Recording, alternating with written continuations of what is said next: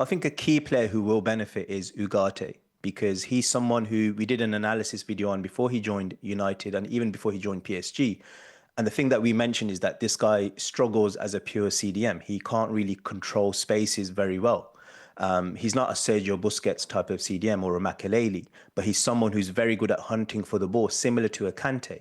And because Amarim's whole style is based on his midfielders being given the license to just press and hunt for the ball, that will suit Ugarte, who's very much like a Gattuso style player. So he will benefit, whereas Ten Hag was trying to use him as a Casemiro replacement in front of the back four, and he just hasn't got the positional discipline for that. So Ugarte definitely benefits. I think someone like Marcus Rashford could struggle because the Pentagon press requires a lot of work rate. You have to be very disciplined and selfless.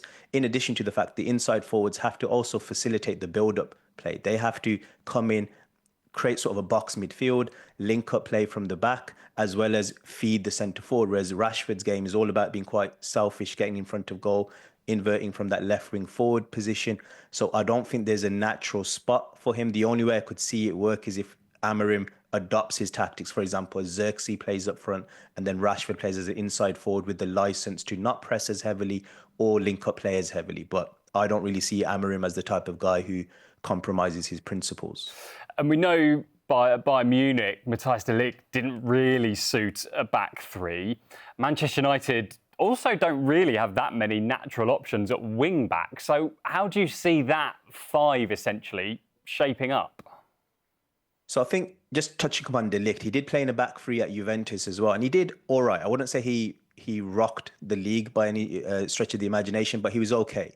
I think de Ligt is a player who might potentially do okay in the back five. But if I was to name my back five, it'd probably be Yoro as the central centre-back, because I think if he stays fit, he's got the technical profile and the athletic profile, which is similar to a Diomande. And I'd imagine him being the centrepiece of that back three, but potentially could even play as one of the wider centre-backs.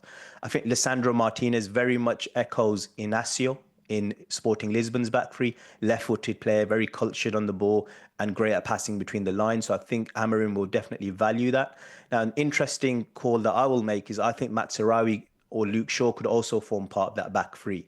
Now, many have speculated whether they can play as a wing-back. I think they're both too defensive in nature to play at wing-back. I think Luke Shaw physically struggles to string games together. So he might actually enjoy playing in part of the back three where his legs are more rested. In terms of wing-back profiles, Garnacho, I think, is tailor-made for one of the wing-back roles. I think he's got the work rate. He's got the speed, the endurance to pull that off. The other option potentially could be Dalot in the short term, but I think this could be an area where transfer strategy comes into play.